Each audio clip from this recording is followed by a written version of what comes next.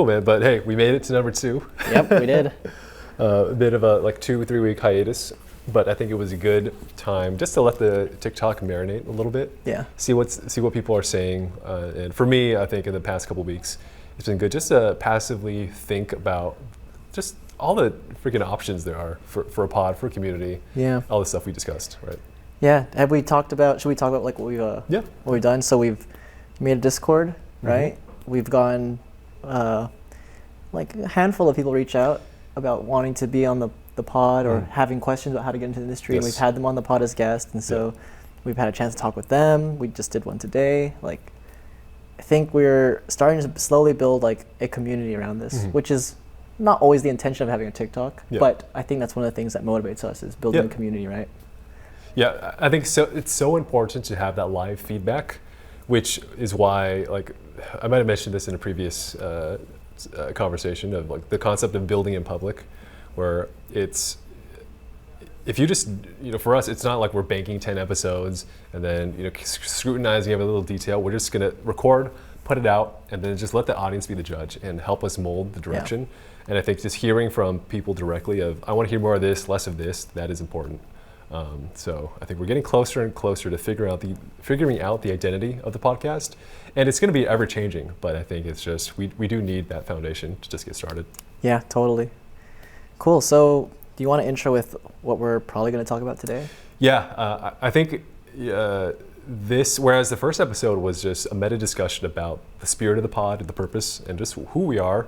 Actually, we still need to do a deep dive on who we are later. But this one, I think, we can start by helping people frame just how does game production, game development work? Yeah. People throw around game dev, and oftentimes people are thinking from their own domain of, I'm a level designer, this is what game dev means to me. But there's a whole world out there of development, the whole development cycle, and even after that, the whole publishing thing, I think, is even more of a mystery to people.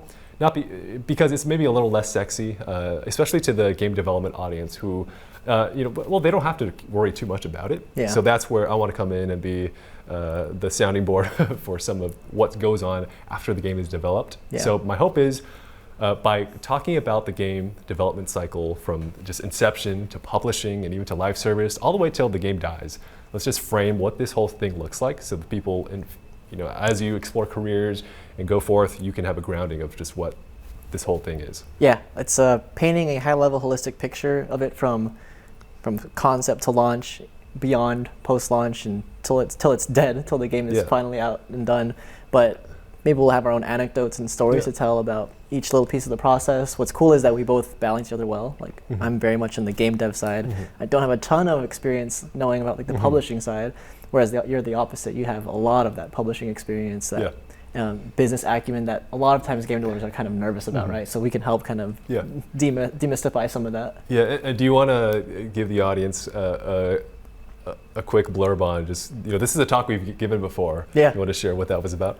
Yeah, so we gave this sort of talk, I don't even know when it was now, 3 years ago, 4? I can't tell if it was pandemic or pre-pandemic, but basically a game dev club at a university in California, reached out to us that they wanted us to be on the pod or be on their talk to talk about, game development. And for a lot of their members, it's just kind of looking at the other side of the wall, like, what is it actually like? What does development cycle look like? And so we gave this talk as an educational and informative session for them, and also for them to ask questions, because a lot of times it's just it's a black box. If you're not in the industry, it's hard to know, like, what is it actually like? Granted, even though we're in the industry, each studio is different and has their different flavors, but I think what we're doing is painting somewhat of like the general picture. And I think this can be applied to games across the industry, studios across the industry, but it should help those who are outside looking in, trying to break in, to just have a better bearing of the ground that they're coming into. So that way it's not this huge secret or huge unknown. Cool. All right, with that said, we'll throw some slides up and we'll get into it.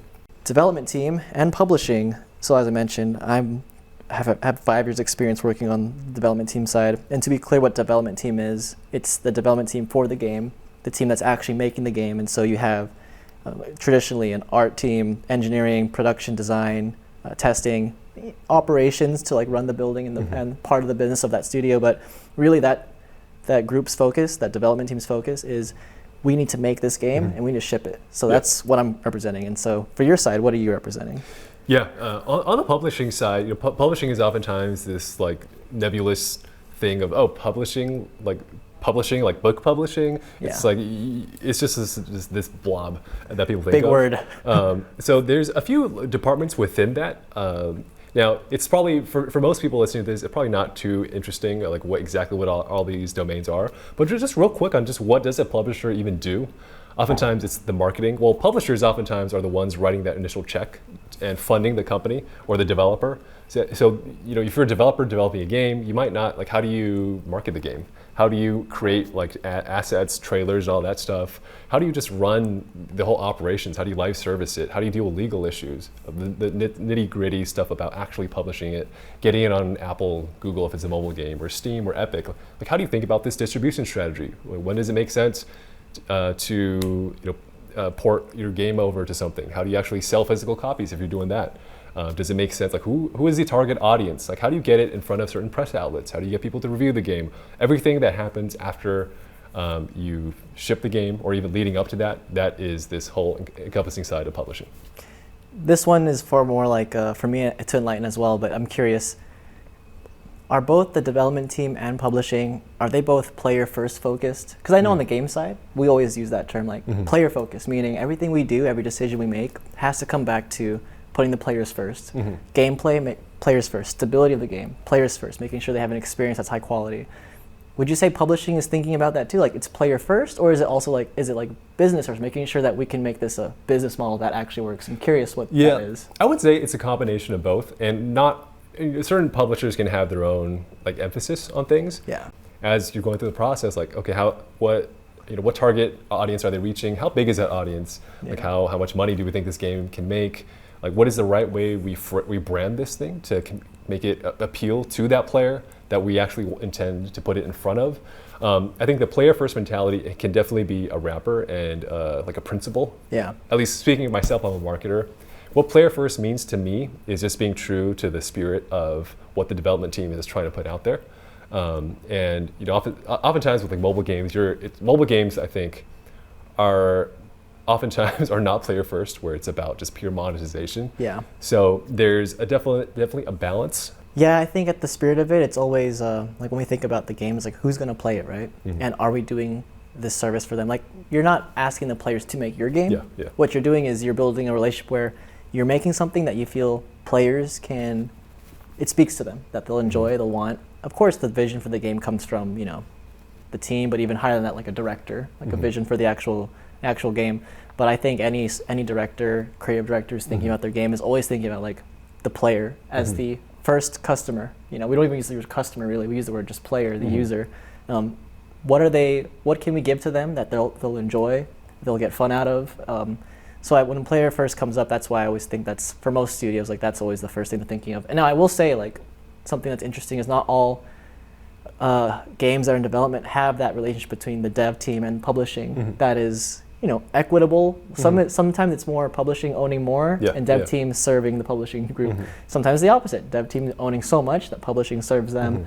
Maybe it's a healthy balance, but I will say that's one of those things that it's different across the industry, is that relationship between publisher and dev team. Yeah, and I think as we go through these, we'll give some examples of those situations. For sure. Okay, check the next slide. Okay, the game's life cycle. So there's basically two ways we can look at this. Linearly, start to finish, but then also those different stages from start to finish on the dev side, and then what that looks like start to finish on the publishing side. There is a ton of overlap, and there's like a parallel track being run. And so I think it'll be interesting for us to talk about how one stage on the development cycle, how that looks like on the publishing side. Like, what are you looking for from this stage versus what I'm looking for? And of course, we have our own different like kind of names for what we're looking at. But so I can do a quick one on just the dev cycle. It's really looked at as like 4 main stages: concept, pre-production, and then production, and then post-production. Up all the way up to when you ship that game, right? That's really what we're talking about for a development cycle. A lot of times, and just for context for viewers who are curious, outside looking in, if you see a rec for a posting for a job and it's like a contract job, a lot of times that contract is tied to the dev cycle. So it might say 12-month contract or 24-month contract, where it's that's how long they plan to be in development, and your job is basically that life cycle of the game. For games that are more evergreen, that's not usually the case. Like you get hired in, you're usually just there for as long as the game's around. Like Riot, for example, their live service games. But there are some games I've seen where it's literally dev cycle, 12 months, 24 months, and that's the job. But yeah, just to elaborate a little bit more into each one of those 4 stages. Concept, it's the pie in the sky. It's blue sky. Everything is unknown, but also so exploratory. You're literally, and usually this stage is where there's the smallest team size. It's usually just a director, or just, if you want to just look at it at an indie game level, it's just one person or 2 people thinking of the ideas of what do we want to make. And that concept, that box that you're trying to find, can have a lot of different phases or processes or a framework. But the goal is, how can we, through this stage, go from a lot of ideas to one idea that we want to pursue. Now, on the publishing side, what does that look like with you? I know in my experience, like working in the concept stage, sometimes that sandbox we're getting has influences from like marketing and publishing. So yeah, what does that look like from your end? Yeah, and I'll definitely caveat, as with everything we're going to say, this is not a hard and fast rule, obviously, for every title. A lot of but for a lot of like AAA titles or just big titles, this is oftentimes, it'll fit this mold. But oftentimes these phases will mix and all that. But usually from the marketing side, or rather just from the overarching publishing side, especially if you're like a publisher with a established identity. Like maybe I'll just drop like EA as an example. You're the EA Sports brand, you're vetting sports titles. I mean, maybe that's a bad example since they're like super honed in on their own franchises. But just imagine, let's say a publisher focuses on sports games. Well, if you're pitching a concept, obviously if it's not sports, they're not going to look at it. Maybe a different publisher is going to be the specialized entity to look at it. But then they're going to be judging that concept to see like who is the audience for this title. Does it fit our portfolio? Right. Like when is it going to release? If you start your dev cycle now, if it takes 2 years, at this point it's going to launch in this quarter against these other titles in the landscape. So we're making these like calculated trade-offs just to assess the practicality of this title. And of course, there's more of the the financial considerations. How much money is it going to take to fund a concept like this? Like, it's going to be is your concept going to be really pushing the technical envelope? Is it on console? Is it what platform? Is this a highly resource intensive? Like, what types of bets for us as a publisher are we willing to make? So you can imagine there's this giant umbrella of practical considerations just to see, for this concept, does it just fit our mold, whatever that mold is for a certain publisher? Right. Yeah. Like at high level, there are unknowns and there are knowns, and it's kind of up to the dev team and publishing to feed each other with what those knowns are. So the dev team might be coming up with a concept, but they also might have a lot of the knowns as well, like a development plan. Like, we think it'll take this many people, it might take this much time, and so crunch up the numbers. That means it could cost this much. Is that something within the realm of consideration that the publishing arm wants to support? And then vice versa too, like a portfolio. A lot of that is driven by, in big companies, it could be driven by the publisher, where they tell you, like, we're pursuing this type of genre of games. This concept you have doesn't really fit that.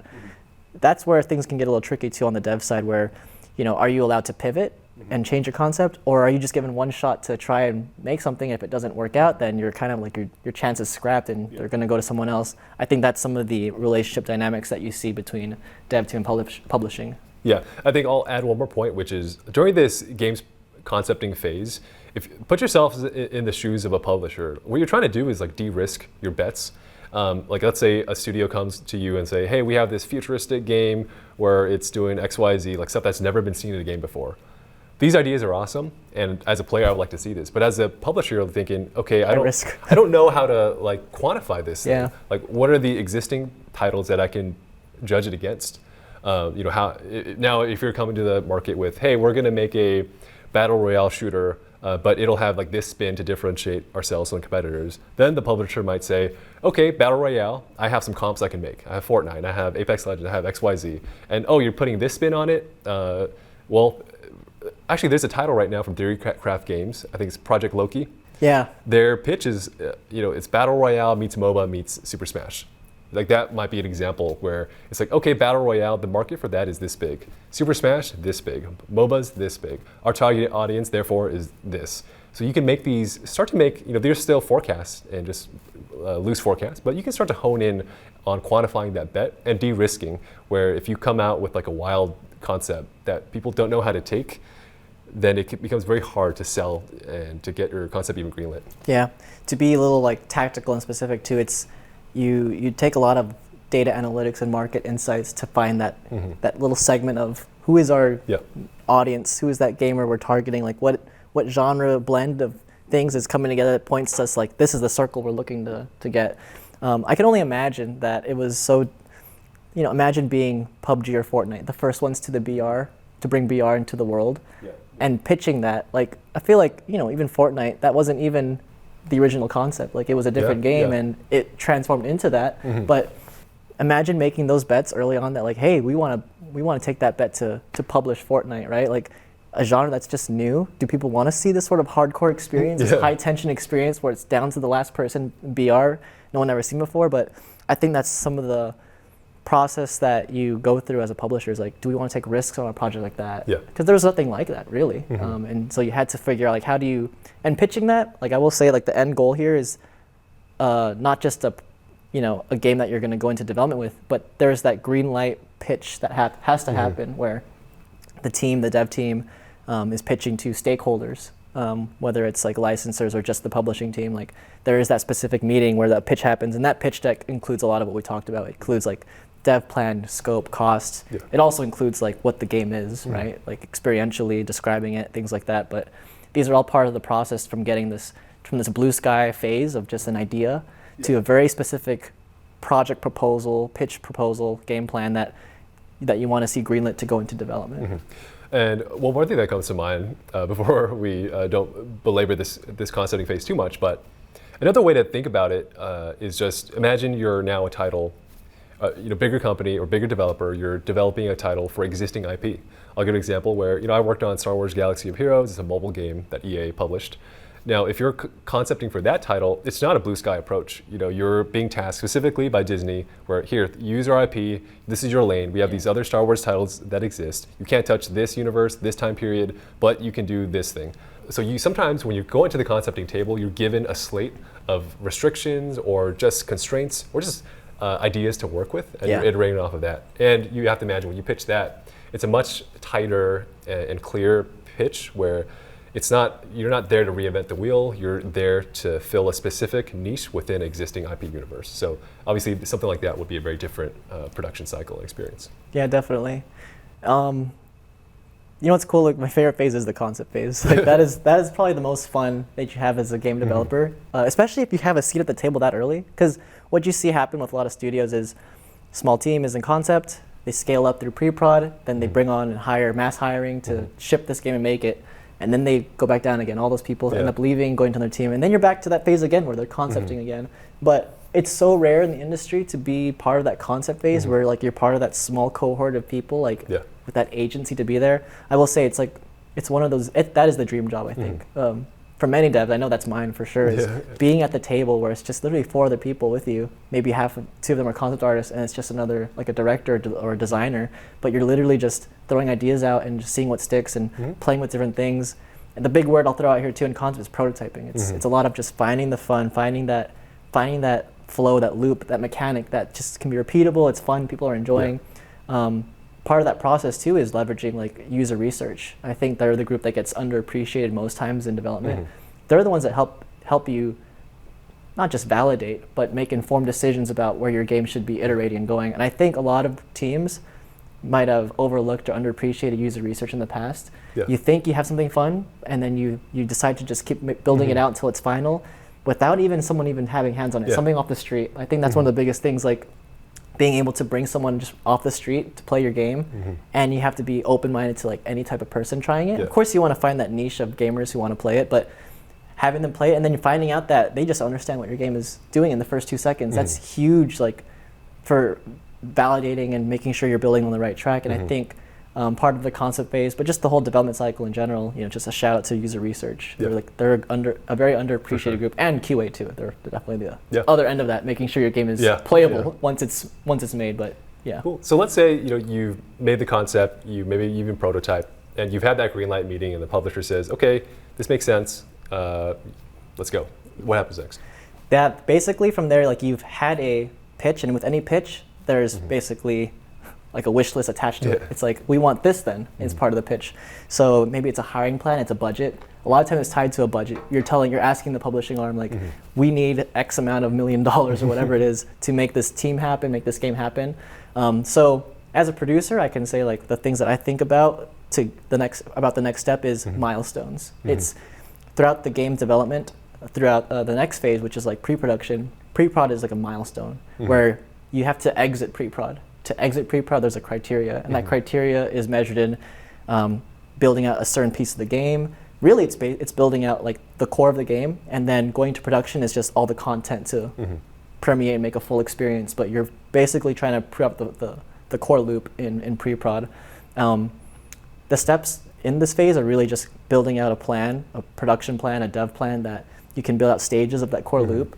It might just be this certain level. It will be the mechanics for this and that. You're building all these things out from this prototype that was super bandaged together and taped up in Unreal or whatever it is, and then actually building out for real with tech that is sustainable, strong foundation to build on, with content plans and production plans for building out all the art, and then just experientially just proving out these designs in bigger, more complex spaces. If you're building a multiplayer game, for example, it's all right, we've tested this out in Unreal, but how does this work with this size? Or how does it work now with these sort of spaces and these types of levels? What if we change these mechanics and whatnot? Those are all things you're proving on pre-prod. And attached to all that is their hiring as well. That's the layer that makes it tricky, is you want to hire to build this thing out, but you don't want to hire too much where your budget just inflates and your costs are super high. You want to be able to do that with, it's kind of a slow burn, going through pre-prod, making sure you're finding the fun, but you're not over-expensing and blowing up the budget. But when you get to pre-prod, assuming this plan you made for building this game out is ready, pre-prod is that graduation phase. We've proved this out now from this prototype to this actually playable build. Vertical slice is the word you'll hear a lot. It's another pitch again, basically. Can we go into production? Is this thing ready to go in production? Yes. Yeah, the theme I think I'll always iterate is it's becoming tacky now in games, but it's still true to me. It's finding the fun. You don't just find the fun when you ship the game, you find the fun every week. Even every day. When you're playtesting and you're iterating, you're finding the fun at every moment, because as soon as it's not fun, you have to adjust and adapt. You can't assume that, it'll be fun later. Find that fun early, fail fast. And I use the word fail very with air quotes, because you don't want to fail to the point where things go under and you're dead. You want to make sure you fail safely, so that way you can make adaptations and don't fail for real, right? Yeah. Is there anything on the publishing side that happens in pre-production that's different from concept? For the most part, not really. This is, I'd say, the earlier you are in the game development cycle, the less hands-on publishing is. Publishing is there for that initial touch point, just to make sure. We talked about that in the Greenlight phase. Of course, there's probably milestones you meet along pre-production where the publishing team, is being involved, and depending on how the certainty or maturity or scope of the title. Publishing can be involved in other ways. If you just think about the actual business of running a game, let's say it doesn't always happen in this order, but just to give you a sense of things that happen behind the scenes, whether it's pre-production, production, whatever, it's your game is going to have a title. What should that title be? I'll give an example. Let's say Starfield's coming out. I'm very hyped for that game. Why is it named Starfield? They're probably doing user testing. The lawyers are looking at, okay, what trademarks can we actually get? Which countries can we get it in? What name makes sense? The marketing team might be thinking, okay, can we secure social handles for this title way in advance? Can we trademark certain things? What does the merch look like for this? Where does this fit into our target audience? Just the usual questions. All this behind the scenes stuff that day to day as a developer you don't have to think about, but publishing team is there to start to make sure that they're on top of it. What's something that could be really valuable to share out to is that list of questions that you listed. I think there's definitely questions throughout all of making a game, whether it's dev side or publishing. But I think specifically for a lot of folks who are just really laser focused on the game dev side, it'd be nice to know what are the questions that publishing's thinking about. Like you just mentioned one, like really quickly, that I think so many of us overlook is, if I'm making a game, am I even thinking about how this is going to perform outside of like America? You know, like that's one that people often overlook, but like there are such drastically different markets of gamer types in Asia, for example, or in Europe, like that people sometimes don't think about. Which is like, you don't have to think about it that way. That doesn't need to be the reason why you make a game, is like because I want it to be mass market for everyone. But it is a consideration, like if you're thinking about marketing your game, is which audiences does this work for? And then I think just demographically too, like people might not realize that the game I'm making, maybe this is a game that's just a little too hardcore. Is that what you want? Like, or maybe this game's not accessible enough. Like if there's believe it or not, there's so many people that are colorblind. Like if they play this game, will they actually be able to play it? There's all these little factors that come into consideration question-wise, like dev side publishing. But I do think in general it'd be useful to, you know, put down like those questions you had, like what publishers think of, so devs can think about it as well. Because I think it's often late that they realize those questions. Yeah, like you think about big AAA titles with hundreds of $millions of budget, and all the work it takes. Take GTA, for example. All this mocap that happens, like thousands of pages of dialogue being written for Starfield, Skyrim, Cyberpunk. All of this stuff that, you know, it takes a long time to get this in motion. Years in advance, you know, somebody's writing the lines, someone's working with agencies to record. You're thinking about, okay, how many languages do we have to localize this audio in? Do we have to culturalize this game for shipping in South Korea versus Japan? There's just a lot of stuff that goes on under the hood. And of course, when you work with IP, let's say I'll go back to Star Wars or Marvel, or just literally any IP where there's an IP stakeholder. Throughout the whole entire process, you're getting things greenlit. So there's some producer, or maybe it's on the publishing team of, okay, producer for this feature or this domain, pass your stuff to the publisher so they can pass it to their contact at Lucasfilm, and then so they can pass it to their showrunner on this show that's managing the character that's going to ultimately make it into your game. And this character, their costume has to be right, because in this episode that we have yet to write later, that we can't tell you about yet, he's going to be shot in his left arm, so there's going to be a hole, so you have to make sure, you know, there's all these little things that come up. That, I mean, that's a very, very specific example. But stuff like that actually happens. And I've seen it happen. I mean, that was a made up example, but everything when it comes to IP is so meticulous, and there's all this approval time. Imagine passing something up the chain during pre-production, and it comes back like, you know what, no, scratch that, we don't like the way this looks. That visual style clashes with this thing, go back and redo it. And all of a sudden, 2 more weeks, that's another 2 sprints or 1 sprint or whatever it is. And I mean, think about how hairy, I mean, I don't have to tell you this, but think about how hairy this whole process can be. Yeah, you know, we don't have to get into it, but a tangent, I was just thinking of like, gone are the days of making a game based on a movie, where the game comes out right when the movie comes out. I personally, like, as a gamer, miss that. Like, Lord of the Rings, Return of the King was probably the game for me, or the King Kong game when that came out, the Peter Jackson one. But I can only imagine, like, being the developer side by side. You're on the same timeline as this movie that's being made still, probably. And you have to make a game that comes out launch date with that. There's so much that could go wrong, right? But it just reminded me of what you just mentioned there, like all the nebulous and unknowns of working with IP and licensing for this very specific IP and making a game for it. But I think that's the reason why too, the industry has shifted away from making games for movies. Is, you know, we'll respect the IP. It'll be a Marvel game, but we won't make it based on Avengers Endgame. It's just something I thought of. And I guess in the spirit of going off on this like what if tangent scenario, I mean, stuff like this probably, it was way beyond the scope of this conversation, but imagine your company gets sold, like your developer, or your developer, you're owned by this publisher, and that publisher, the whole company gets sold. And then the new company comes in, or a new owner, be like, you know what, this title you're working on, you know, you're about to ship it in 6 months. That doesn't fit in our vision anymore, so it's canceled. I mean, you hear stuff like this, oh, this title got canceled, or this, you don't know what's happened to this. Like, there's so many things going on behind the scenes that, again, as a day-to-day developer, you don't need to think about. But I think it is good to keep in the back of your mind to know that these things can happen, and that this is like the business side of it now, right? Things are unpredictable. It's no longer this fairy tale story of, I have this idea, everything's gonna go smoothly, it's gonna release the way I envision it.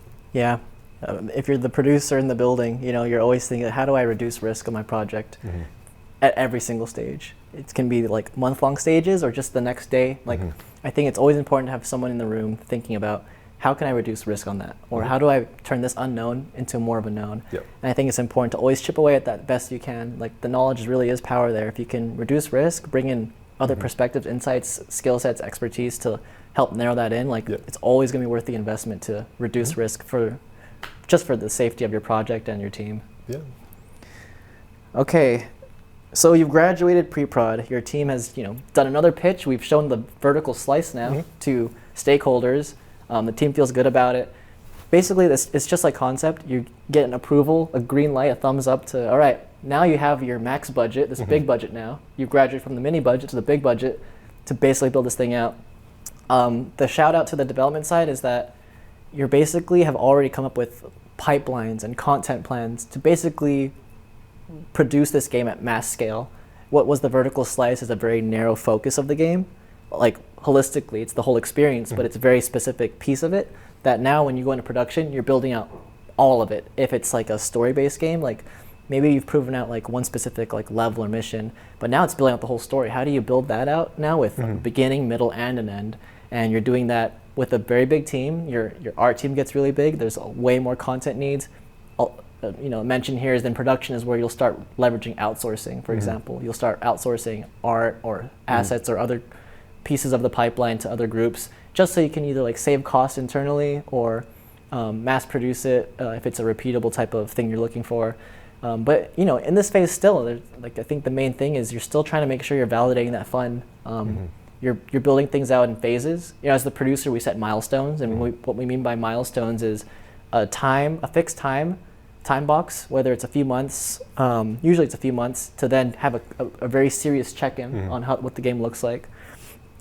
The term agile comes up a lot in production, and the reason why is because agile is a framework that allows teams to basically inspect and adapt often.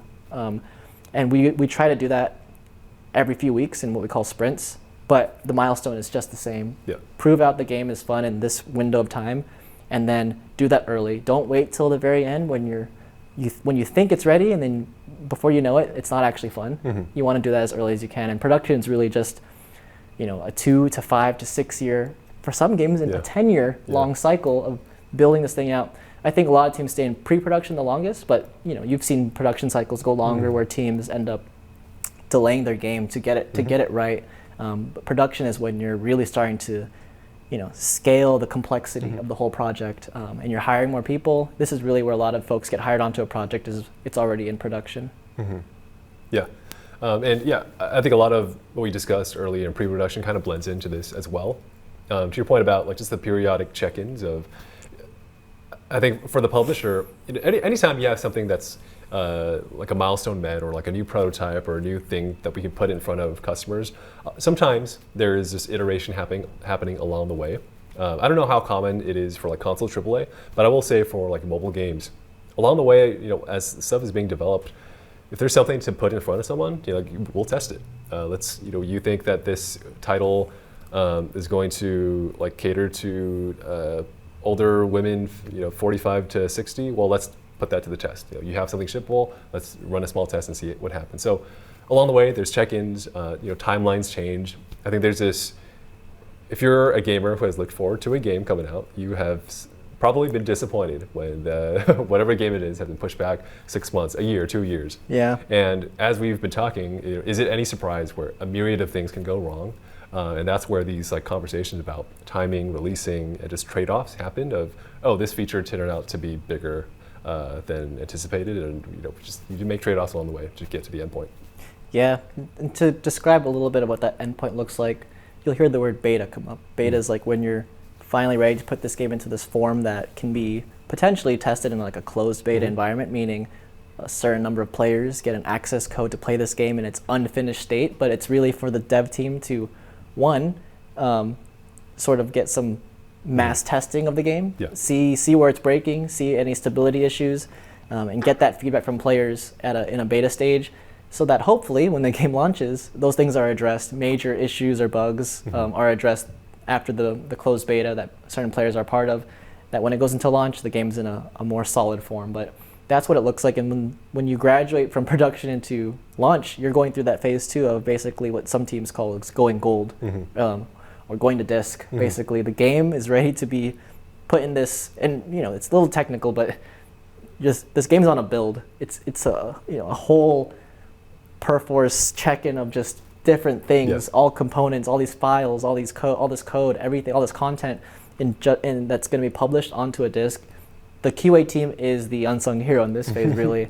You shouldn't save this. You shouldn't save testing for last. This is my shout out that QA should be an integral part of your team throughout all production. But QA is the group that are the unsung heroes here, really, because they're the ones who are gatekeeping this game from going to the public and really coming out stable. They're, like the name says, they're quality assurance. They're the ones speaking for quality. And that phase of getting out of production is really testing this game, hammering on it, making sure that it's tested deeply and widely, and then as QA gives like their green lights and their sign off, it's like, okay, this game is ready to go on disk. This is where a lot of teams too, like when QA tests it and it does not get the green light and there's still red flags, it's not ready. The game goes back to the dev team to fix those things, and then they have to resubmit again and go through that process. But this is probably one of the most stressful times of game development is getting that game out, especially if you're tied to a date. Some teams I will probably have some luxury and leeway where if they're not ready, the publishing says we trust you. We're going to wait until you're ready because we want to ship quality. Other groups don't have the same sort of same luxury. If you're a sports game, for example, you're tied to a specific date where you want to launch when the season starts. You can't wait another few months to launch this game. You're going to miss out on being tied with the season. So FIFA 23 can't come out in 24. Yeah, exactly. You have to launch on this date, and so this time period is very the end of the production cycle. Going through beta, going through submission can be very, very intense, just because you need to hit that date and you got to be quick to turn around and make the fixes so it's ready for players. Yeah. From the mobile gaming side, where it's primarily where my experience is, the production phase can actually be super involved in terms of just shipping your product to real people, what we call just a soft launch. So mobile games, mobile gaming is just much more like cutthroat when it comes to iterating on the title, tweaking things. Oftentimes there's this multiple phases of soft launch where, okay, the game is close to done, production's close to finish. Well, let's first run it real quick we'll do a technical soft launch. We'll put it in a few small countries that's not in our main market. So for main markets like the US, let's put it out in like the Philippines first, or India, where there's English speaking, but it's not our target demographic yet, so we don't exhaust that audience. Just to see how it fares. Is the game holding up? If the game needs, if it's PvP, if there's concurrency, how are the systems working? More important, there might be another phase of soft launch where, okay, now we're testing retention and engagement. For mobile games, of course, the difference being they're live operated. So let's release it. Are people actually retaining? We think our title can do X, Y, Z, but when we put it in someone's hands, are they actually playing it 3 days later, or do they already uninstall? There's also monetization soft launches, where for mobile games, before it's even out in the US, it might have been out in Korea for 2 years already, right? So there's a lot of nuances where until the game hits certain milestones, until your LTV or lifetime value is X dollars, we're not going to ship you in the US because we just can't market that game. So we're not going to break even. So there's a lot of pivoting that can happen where they might say, oh, let's soft launch it. This has happened to a lot of mobile games, even a few Supercell games. They're one of the bigger mobile game, or more successful publishers, where they'll soft launch a title, see how it does, and they might say, this game is just not monetizing. We can't, all the tweaks we tried, it just isn't working. We're not going to launch it anymore. It's scrapped. And they might just cancel it, or they might just sell it off to someone else. So a lot can happen between production and actually going global or going gold, as you said. Yeah, that's why exactly through the whole phase, be prepared for risk and uncertainty. Just because you're in production doesn't mean you're going to reach the end. I think it's always important to ask yourself, where is the risk? How can I preemptively think about those things and account for them? Yeah. Anything else in production on the main cycle there? We're good there. All right. So next up, post-production. Post-production is, we talked a little bit about this. It's graduating out of, Is there anything specific to marketing that happens in this phase, right? Absolutely. So this, by the time you're reaching post-production, maybe you've gone gold already. It's just that kind of period before you're actually, you have a date set. This is where marketing can actually start to kick into gear. Especially for AAA titles, you're gonna demo your game at like E3 or RIP E3, but whatever is like the new thing, or whatever conference, or maybe you're hosting like a certain like Starfield. Just because I'm on a Starfield thing right now, they'll do like a demo day for Bethesda, and they'll show off all the interviews, all the trailers, all the gameplay. You're starting to build up that hype so that you can build into a moment at launch. You're trying to drive pre-orders, you're doing teasers, you're doing all the social media activity, starting to get the ball rolling, because now that you have a date, so everything starts to become an event. Of the teaser trailer to your real trailer is the big event. The teaser to your release date is the thing. So this is where the marketing calendar really kicks in, and the publisher starts to really pull their weight and put their plans into motion. Something I've always been curious about from like the marketing lens is like, why don't certain like games or even like films, movies, whatnot, like they just don't get any sort of, like, I don't see a commercial about it. I don't see anything about it that when it is released, like it just kind of goes over everyone's heads. Like no one noticed it. Like, why does that happen? It could be a lot of reasons. I mean, the most obvious one is maybe they just didn't do a good job. Or it could be like, how much budget do they have? How widely or narrowly appealing is it?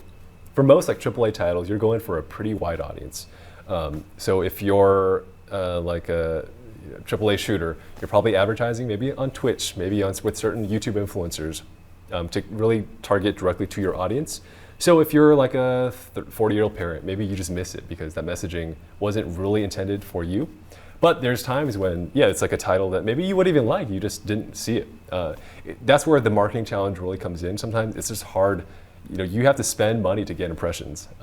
And so there could be a lot of reasons, from like it's just the marketing team didn't do a great job, to there's so many titles out there competing for your attention that it's just this one didn't really make it to the top.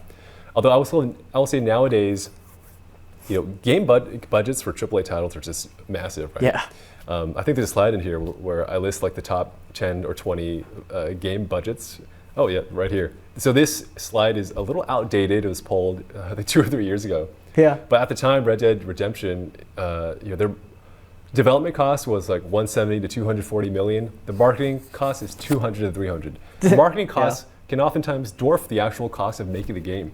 You have to spend that much money just to get your eyeballs on it. So to your point, it's like, how much money does the publisher have to spend to make your blast so ubiquitous that everybody knows about it? Well, that cost is sky high. Now, if you're like an indie developer or like a AA developer or whatever, can you even spend $1 million in marketing? Some of these big guys, they're spending like millions just on the trailer. So it's like, how the heck are you going to compete with that? So it comes down to money, just what channels you're targeting, how narrow, how broad, a lot of it factors. Like I'm getting like a flashback, because you're putting this full circle for me. But when Call of Duty Modern Warfare 2 came out, I remember that's probably one of the most recognizable trailers I have etched in my brain. And that's where I go like, marketing, like nailed it there. It's because they had freaking Eminem.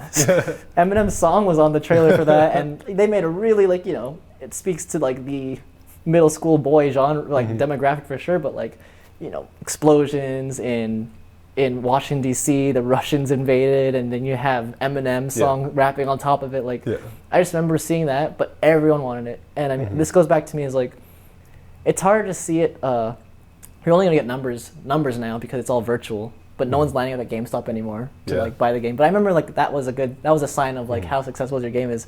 Do you have that midnight crowd going in there? Now you don't need to visually see that because you can just get the numbers from the sales orders on launch night. But yeah, I think about marketing a lot, and I think about too like what are ways that small games have gone viral. Like, do you have an example of like a small game? Could just be like a 2-person dev team, but it just went viral. And how did it? Like, do you have any in mind that like caught your eye? We've talked about Stardew Valley a couple times before. Maybe I'll just give them a shout out one more time, where you have a title that at the end of the day is just a high quality title. It's just a good game. We use that example, we use Among Us, where there's just, Among Us has this built-in virality where this game is almost like, I don't want to say designed to be streamed, but it's like so fun to watch. If your game is fun to watch, then streamers might pick it up. They play with their co-streamers, and then all of a sudden you capture this viral moment. Now, is that scalable? Is that repeatable? Probably not. I think oftentimes you get lucky, you catch lightning in a bottle. And sometimes that can be manufactured. If you're like maybe you have a budget, so you pay streamers to do it, and you can kind of like pay your way into virality. But to your point, for the indie dev, you oftentimes, you can't afford to do that. So you kind of rely on some built-in, or hopefully some built-in virality. There's other times where, my current job, we work with a lot of Roblox stuff. Yeah. So for a lot of Roblox developers, I mean, you and I probably never hear of these titles because we're not the intended audience. Well, there's so many Roblox titles that have like hundreds of millions, billions of visits or plays, where if you have a good Roblox title, maybe again PewDiePie streams it, or like whatever Creekcraft, whatever big Roblox or Minecraft, whatever game, right? It could be a Minecraft mod, a Roblox experience. There's also platform featuring. Yeah. Roblox does that really well, where if your game starts to pick up momentum, you'll make it to the front page of Roblox and it gets recommended. So there's a lot of angles. But I would say for the average indie dev, oftentimes your target audience, going back now to the earlier cycle, maybe you thought about like, who is this game for? You're not necessarily trying to put it in front of every single like American between the ages of 16 and 25. Maybe it's just, I'm making like a escape room game that's for like Midwestern moms because it's like whatever this genre. It's like detective thing. It's a murder mystery. Like maybe it's so niche that you don't have to go for everyone. You just build an audience with that niche community, and that's all you have to do. Right. Yeah. No, that's good. That's good insight for sure. Let's see. Did we talk about this already a little bit? Yeah, we touched on the pre-launch marketing stuff a little bit. Just to really quickly go through the laundry list. Again, why do you want to work with a publisher? Well, it's for their access and their resources.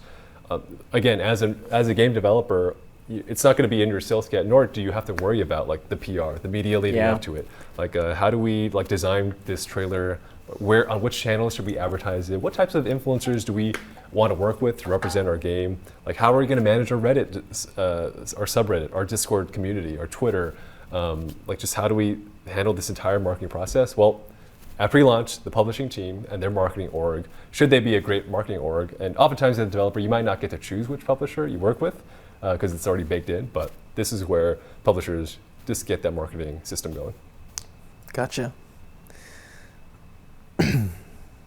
So at launch, this is just pretty self-explanatory, but this is like the big blast where you're counting down the days before, like, say, Starfield launches, and there's just maximum brand awareness and marketing activity happening. You're seeing every time you boot up a YouTube video, you might see a pre-roll play. You're watching a Twitch stream, you might see another trailer play. This is where a lot of the marketing dollars are being spent leading up to that day of launch, and even immediately afterwards to get to build off of that momentum.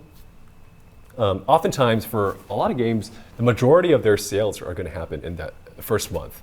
And if you look at like a chart of revenue, it's launch, it goes up, and then in the ensuing months it just drops, and then maybe it goes to a trickle. Nowadays that is sometimes not true. Like take GTA 5 for example. GTA Online, massively successful, they're just printing money. So it goes up at launch and it just stays up, or sometimes it goes up even higher. Yeah. So that's when like live service comes in and all that post-launch activity comes. And sometimes you just go back to like a mini cycle of concepting the next DLC or whatever it is. Definitely. Yeah, I will say like for the live service aspect of it, that has to be a conversation very early in production when you're building out this game. Because if you're going to service this game post-launch, you need the infrastructure and foundation tool-wise to like, if we're going to put content out, we have to be able to do that technically. Yeah. Meaning on this date, new things have to change this game infrastructurally.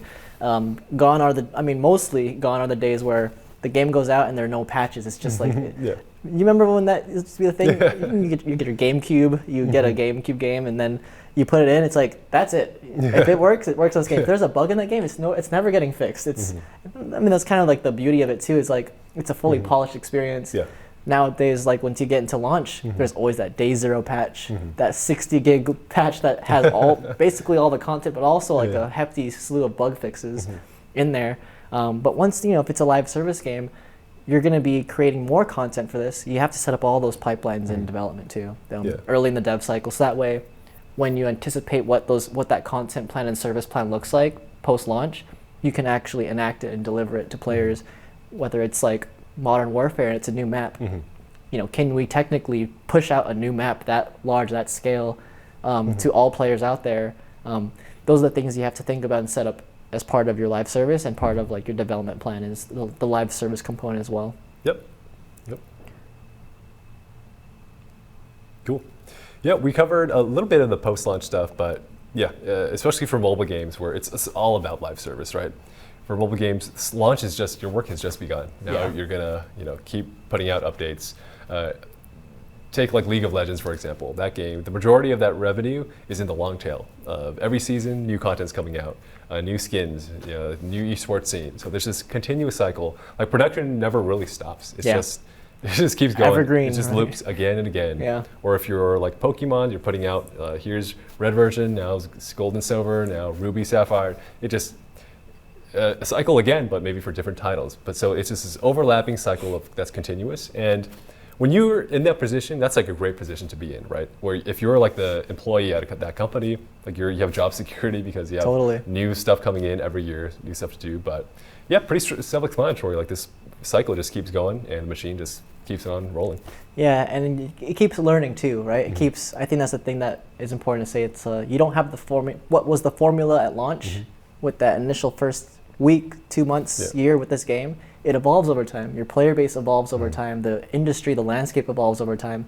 Tastes evolve, just like the way that one food you thought was good years ago now maybe doesn't taste as good to you anymore. So those sort of things have to be accounted for in post-launch and live service. Like you have to find ways and mechanisms to take insight. That's why I think one of the words you'll hear in development is telemetry, like putting telemetry pieces and hooks in the game. So when players are hitting those data points, you can learn this mode's not performing well, or this character is not getting a lot of attention, or this level is not performing well either the way we want it to and play out to. So you can make those adaptations later, but it's a part of the development process to create those sort of signal indicators out into the world in the game itself. So that way you can bring back more feedback and adapt the game and change it over time, or decide like maybe it's time to sunset it, which is probably the next slide after this, right? Yep. Yeah. Yeah. So your game has come out. Again, more so in the early days where you launch the game, you've marketed it, maybe a few months later, a year later, 2 years later, it's like, okay, we're going to stop serving this game. It's run its course, we made our money, and yeah, it's time to move on, so you sunset it. The way it takes on nowadays is, most games you're going to have a set schedule of DLC, pre-planned. All right, we'll support like a few seasons or a couple years, and then at that point, we expect that dwindling of our player base, so it just naturally sunsets. In other times, it might not be planned. For example, I worked on this title called Titanfall Assault when I was at Nexon. We launched it, we spent a bunch of money bringing players in, but it just wasn't monetizing super well. Issues with retention, a lot of technical issues, just trying to, you're hosting tens of thousands of users concurrently around the world playing against each other. It's a very daunting technical task. For a myriad of reasons, like the game just didn't perform super well, and it just didn't make sense to keep servicing it. So we made the difficult call, like, hey, player base, we're going to sunset it. All purchases before this date will be refunded, and blah blah blah. This is the last date; it'll be serviced, and it's very sad. That's oftentimes for a development team, that job security of we have work through this period of time. Maybe it gets cut short, and it's just time to move on to the next thing. So, yeah. Can I throw out a really random story related to the sunsetting? So. For those who listen, do you listen to Porter Robinson? So Porter Robinson wrote a song on his first album. I forgot what the name of his first album was, but I think the song was "Goodbye to a World." Have you heard that one? Yeah. So I think I saw an interview where he was talking about the inspiration for that song. Oh yeah. And it was about when you're this MMO you're playing, this world that you've been in and so invested in, it's like your second life, like gets sunset. Basically, the servers go down. And it was like a goodbye to a world was kind of like his love letter to like saying goodbye to like a game. But it just reminded me like that moment when a game sunsets, it's huge, right? Like it speaks to a lot of like nostalgia that people have, or the amount of hours they invested. Of course, you never want to have to sunset it, but when it's not performing anymore, you can't keep running the servers anymore. Like the money can't support the servers. So I think that's one of the things about development too, is like the cycle eventually comes to an end, right? Like the story eventually has to end. But it does allow for something else new to happen. Just because this world's over doesn't mean something else can't be made. And I think that's kind of like the beauty of game development, is that there are things that come to an end, unless you're like League, where you're probably going to be around forever. But it's just, I think that's some of the I don't know, the poetic aspects of making a game. Yeah, that's very well said, and it reminds me of this clip I saw. I think it was Halo 1 or 2 or something online, where they were going to stop servicing the multiplayer. And there's this clip floating around on YouTube of the last session, just a player recorded it live. All these dudes just online, just not fighting, just waiting, just like, hey, there's a countdown at this minute, we're going to be disconnected forever. Yeah. And they're just hanging out, chatting, and knowing that, hey, this is it, guys. And it is very nostalgic, it is very sad, but in some ways hopeful in the sense that this chapter closes and you move on to the next thing. Yeah, I think that's like the amazing part about video games is they're virtual spaces, but they're real relationships too. Like you form in them, especially social games. Like imagine all the fun you had playing like MapleStory growing up, or RuneScape if you're in RuneScape, and those bonds you form with friends, or even if it's just like playing Call of Duty with a certain group of friends growing up. But eventually those games, like their servers come to an end, but it almost feels like you're closing the door on a space that allows you to foster a relationship. And I think that's one of the things that games provides is a medium, a virtual space to form relationships, right? You can form relationships in a lot of different ways. It can be in person through your coworkers, your friends at the gym, or playing basketball. It can be on social media, but games are just another one of those just spaces that are real, that allow for that. And what's interesting is you form those relationships like mechanically through the game. Like the game provides mechanics that allow you to work with others, play with others, compete against others. And then just having like voice chat on top of that is like cherry on top. You're actually talking with the person you're with. But I think that's just one of the things about games that people, maybe it's a little misunderstood. You think people are just sucking their time into this game and they're in the dark in their room, they're just playing nonstop. You see streamers playing, and you think like that's all they do, right? But in a lot of ways, games have been lifesavers for a lot of people. It's been a place where you can form relationships in a space that you couldn't do in the real world. Yeah, I just think that's one of the amazing things about games. Yeah, I think that is a great stopping point. I think, as well said, we've kind of captured the whole cycle from concepting to sunsetting. Yeah. And the good thing is, life goes on, it just repeats. More games come out, and hopefully, if you're listening to this, you will get the chance to work on that if you aren't already. Yeah. We'll definitely deep dive into more of these aspects in games. I think there's so much to unpack through the whole development cycle. We can literally spend like a whole pod on each one of them, but we can definitely speak more to that later on. If there are questions about specific areas in the stages, welcome all questions and whatnot, so we can provide more insight and information. Yeah, so as we wrap, it's getting a little late here, but we'll queue up the next segment. We'll cut to our chat with Jerric, who is an aspiring 3D character designer. Anything you want to say to encapsulate that upcoming thing we'll add in next of Jerric's conversation? Yeah, I mean, we're bringing on different people with different backgrounds and disciplines. Jerric is, aspiring 3D character artist. He's done a lot of work already to try and find that path and work on his craft. And so for us, it's really about providing the tools and resources to continue to help guide him, be a sounding board for his questions, and demystify some of the unknowns in game development. So we go through a little bit about that, like what a 9-to-5 looks like with meetings, things like that. And so whatever we can do to make game development less daunting and unknown is kind of what we help talk through with Jerric. Cool. And then one more closing thought from my side. Maybe I kind of want to do a quick progress check-in. Again, going back to the meta conversation about just the state of the pod. I think we've uploaded about maybe 8 or 9 clips now, and we have 78 followers on TikTok. Last I checked, 1,000 likes, and the progress has been good. I really just appreciate the fact that we can put stuff out there, get feedback from people. People saying hey, this helped me, or I have a question about this. Every time somebody is able to find the content and find it helpful, that just feels really good. And it makes me feel like we're going on the right track and doing the right thing. Totally, and that's really the motivator with all this for me is I like helping people with this kind of thing. It's already daunting trying to break into any industry or trying to get a job, but we can only get so far alone, right? And I think that's one of the things about community. Yeah. TikTok is just a platform for us not to educate, but to also form community by meeting the people in the comments, people who are interested and want to know more. I think that's one of that's the North Star for me with all this is how can we help others? How can we build a community around this so they can help each other too? Yeah.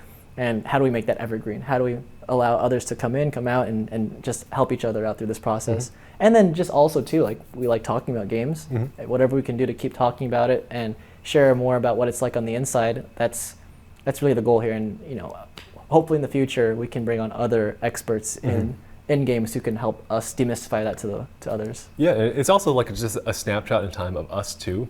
Yeah. In our careers, like right now it's like almost 10 p.m. on a Wednesday. Dang. We just worked a whole day, and it's like didn't even realize that. And it's this is just we're putting in time and reaching maybe a few people, but it's just run by passion of just. I wish there was content like this when I was looking for a job, when I was coming up in the game industry. So hopefully all this time, like literally the sun was up when we started. It's like pitch black now.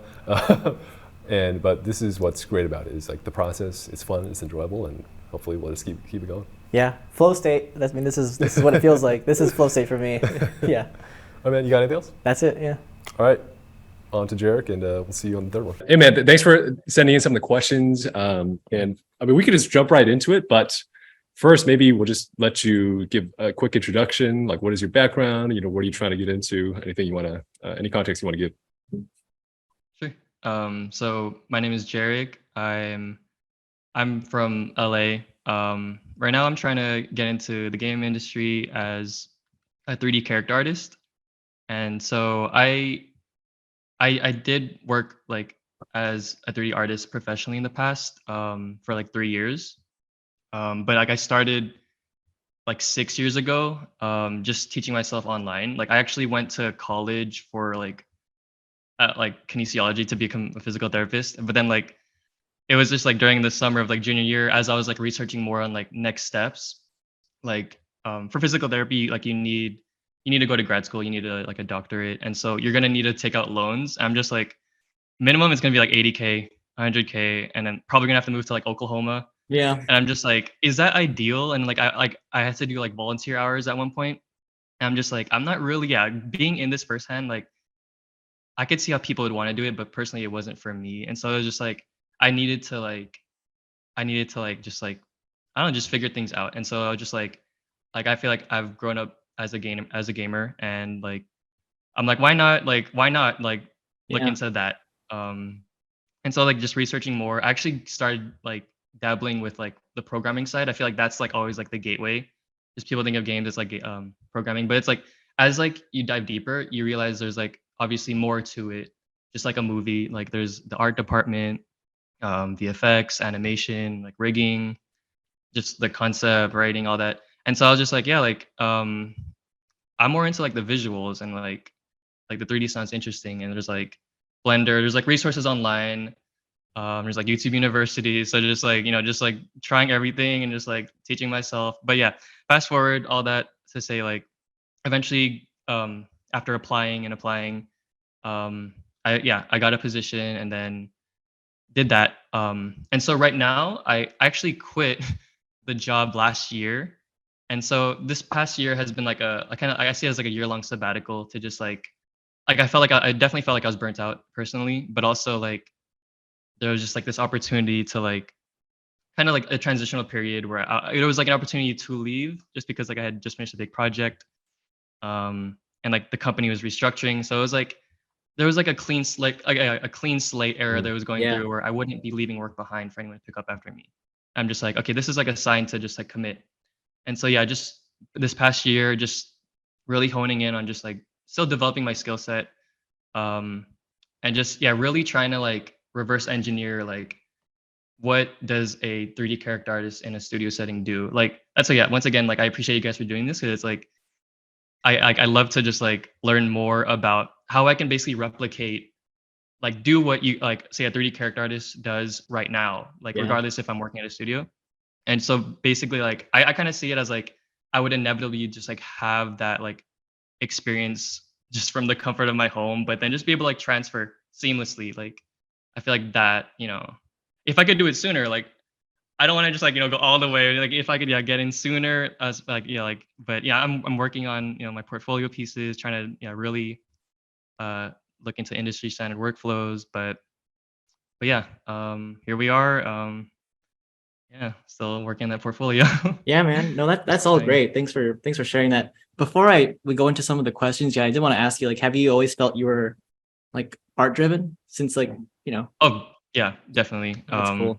I don't want to just say like, oh, I've been drawing. Like Yeah. I'm very, especially during this like this like break from work, all I've been doing really, aside from like the personal projects, is like diving deeper into like traditional art.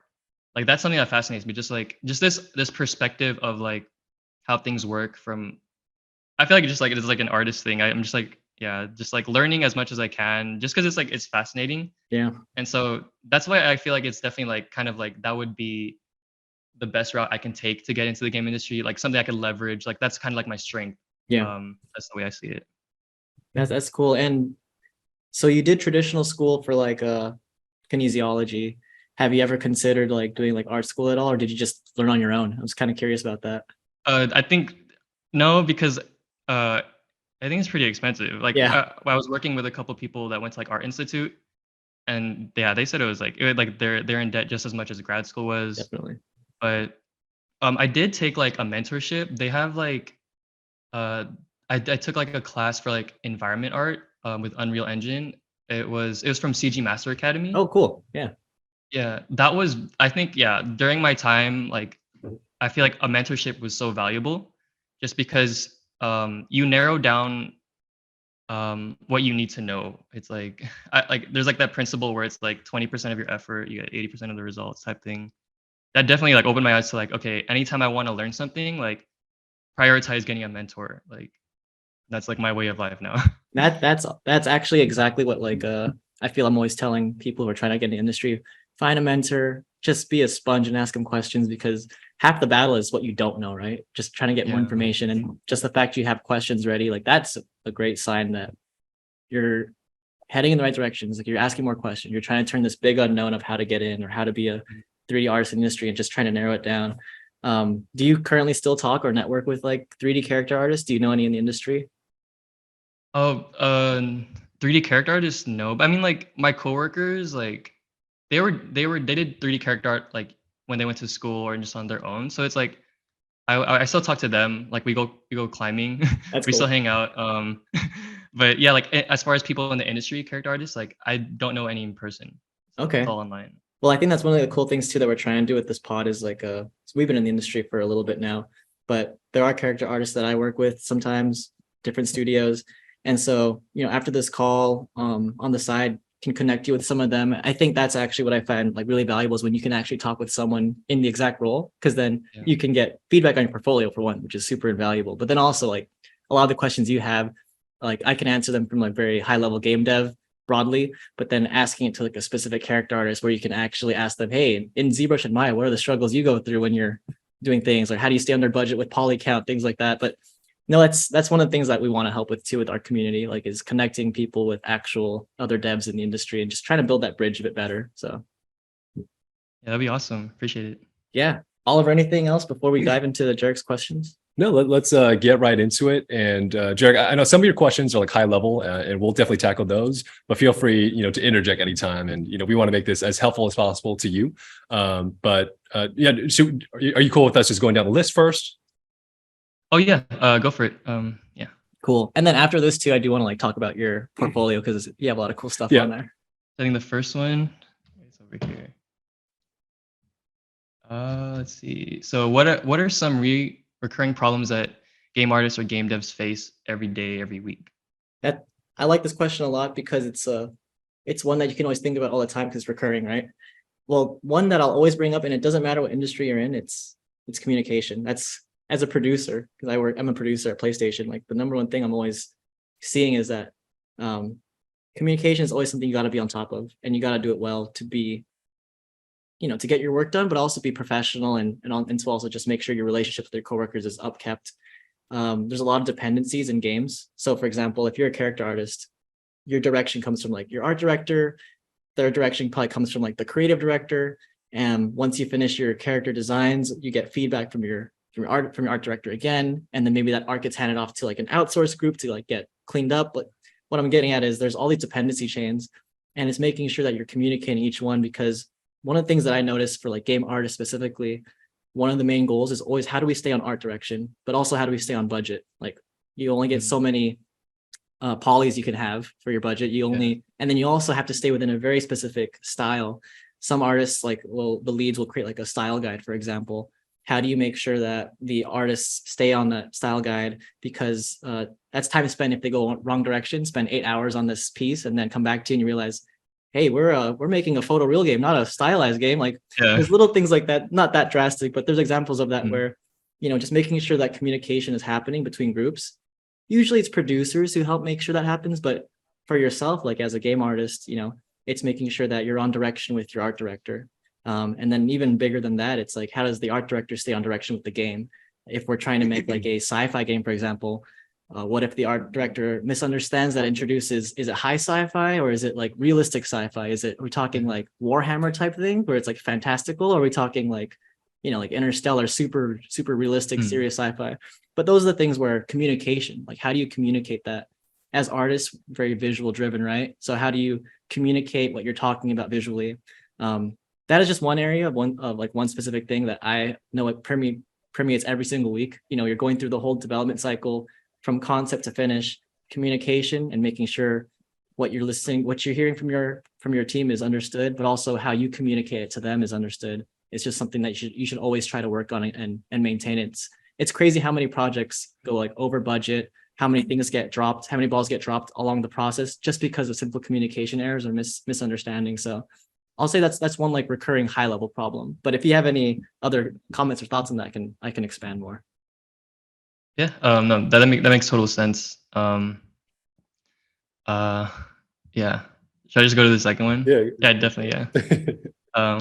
What is a typical meeting structure at game studios during a 9-to-5 workday? Yeah. So producers, me, like we're in meetings basically the whole day. That's probably not the same for every other discipline. Producers are probably the most meeting heavy of all the groups because we're the kind of like the connectors between groups, always making sure that information is traveling. But there's two ways I can talk about this, like meeting structure, like what do certain meetings look like and what are examples of certain meetings you'll have. Teams, it's all about, in development cycle, it's all about how do we get a plan in place and then deliver that. And so you'll do that not just for the whole game from start to finish, but you'll do that in mini chunks as well. I'm not sure if you're familiar with like sprints, for example, where, you know, every 2-3 weeks, the team is making a plan. And then at the end of that 2 or 3 weeks, it's how can we demo that in build in a play test? And so you'll have meetings to plan at the start of a sprint. So an example is you'll probably be sitting in a room with like your lead. Maybe you're in a room with other artists, or maybe it's a cross-discipline team. Like, for example, if you're like on a gameplay team and you're the character artist in there, you might have a gameplay designer in there. You might have a AI programmer in there, and you're the group that basically, let's just say it's making Super Mario 64. You're that group where you're the character designer. Like, how tall should Mario be? How do we make sure that he's in poly count and things like that? The AI programmers probably think about how do we animate this using like programming, and then the gameplay designer's like, all right, how high should Mario jump? How high should the levels be? But in those meetings is where you'll have a lot of cross-discipline communication, so that way you get what you need to do your art, the programmer gets what they need from design to do their programming. It's like a cross-discipline meeting where you're basically sharing like, what's our goal? What do we want to deliver? Maybe the first iteration, for example, is like, how do we just get Mario in the game jumping on a platform? And how do we do that in like 3 weeks? Like a first step, you're all talking with each other to plan that out. And like tangibly what that looks like is like a 1-2 hour, maybe even like a whole day meeting where you're on a whiteboard breaking it down. It starts off maybe with like high level designs that the designer brings in. And then you as the artist will probably be asking questions like, all right, so we're doing a platformer. How tall do you want the character to be? Do you want them like a box shape, or do we want them long? Do we want them wide? Those are all the sort of things that as an artist, you'd be contributing to that meeting, asking those kind of things. But likewise too, the designers, programmers, other disciplines will ask you like, hey, what do you need for this? It's a very collaborative meeting, and it could take a day. Some teams, it could take a whole week just to like arrive at some sort of plan. And then that's all kind of like a meeting that could happen at the start. But once you start getting to the rhythm, it's usually like a 2-hour meeting at the start of every 3 weeks. The other meetings that happen during a 9-to-5 is like check-ins with like your, like a standard stuff, like check-ins with the manager or your lead. They'll basically ask you like, hey, how's your assignment going? How's building or modeling the character going? They'll give you rounds of feedback. There might be even sessions where you have like very specific art reviews where art director and your lead might be sitting in a room reviewing all the different artists' work. It's just everyone like pulls up their ZBrush files, we're in Maya or whatever, and we're just reviewing it, talking about poly count, seeing it in the game, seeing it how it performs, maybe referencing back to the style guide and like talking through those things. That's another meeting that commonly happens that could be, you know, an hour too long. And then for artists, it's really about artists, programmers, designers. It's really about how do we make sure you spend less of your time in meetings and actually on your computer doing the actual work. And so those are like the three big meetings. It's like planning meetings, and then it's reviewing the work, and then the little check-ins in between. Yeah, I'll add that it really depends too on like the size and style of your company. And for your context, Jerric, I actually don't work on the game development side, so that's why I'm hanging back a little quiet, letting Lauren drive this. I work on the publishing side, specifically marketing. But the 2 cents I'll add here is, to Lauren's last point, like a good company is going to try to insulate their day-to-day executors, like the actual artists, engineers, from I guess it's the monotony and just drain of constant meetings for the sake of meetings. And on the publishing side, you can imagine, I know this is not as relevant to what you're looking to do, but on the publishing side, oftentimes it's more about external things, whereas on the development side, it's all about getting shipping that product. So it's internal teams talking about that. On the publishing side, you're often talking to external like vendors. You're looking at just you're trying to now market this game and just keep it in action. So oftentimes these meetings will go external. We're oftentimes looking at data of, now that the game's shipped, how is it performing? If we're working on like the marketing side, how much money have we spent on this campaign? More that style. But I'll save those some other thoughts should any more publishing related questions come up.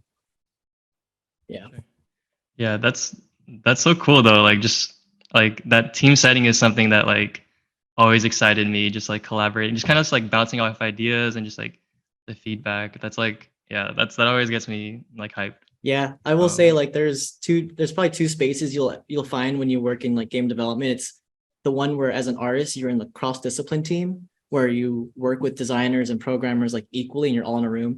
And then there's some where you're just kind of like full character art team. An example might be like outsource studios. I'm not sure if you've heard of that, right? Like where you're just pumping out assets, massive assets, and you're kind of like in this factory setting where as the artists, you get probably all these like specific requests and you just make tons of it, right?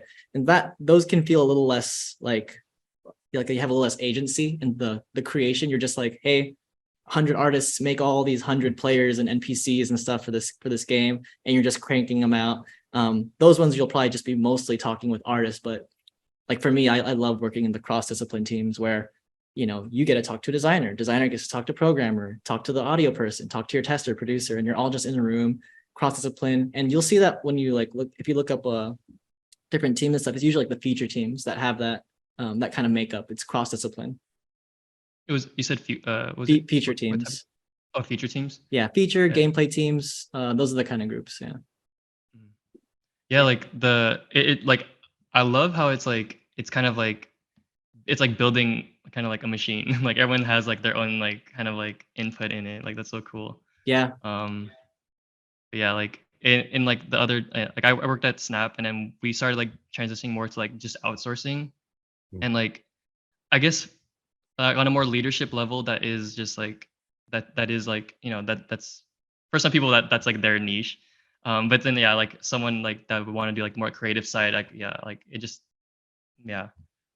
wasn't something that like can easily like not go hand in hand. I don't know. Yeah. But yeah. So thanks for answering those. The third question is it weird to ask to apply in person at a studio? So when you say apply in person, do you mean like actually pulling up to the front door, knocking, and is that what you mean by applying in person? Yeah, just like the classic thing where it's like you have your paper resume. It's like, do you guys have any openings? I just want to. That's a good question. I think the spirit of your question is like just showing that initiative, like taking it old school, pulling up.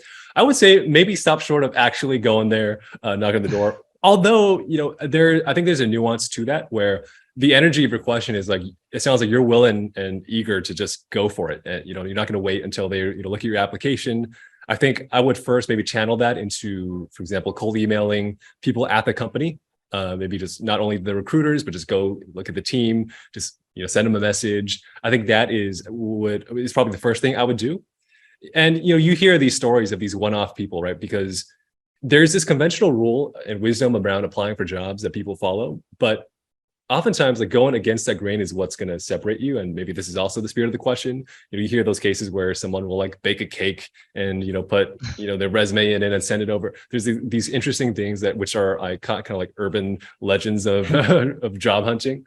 But I would say like if you have the creativity and the drive to do that, like why not shoot your shot, right?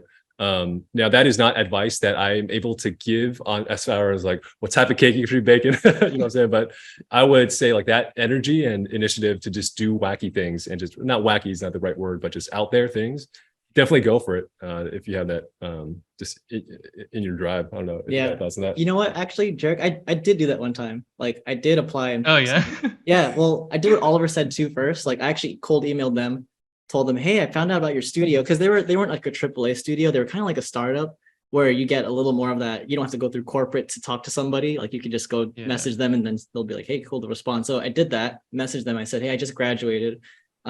Really interested in your studio. Interested in like a role that I didn't see a role open, but they invited me over to go into their studio. So I drove in, dressed casually to try and show like I'm not, not too serious about it, kind of like laid back.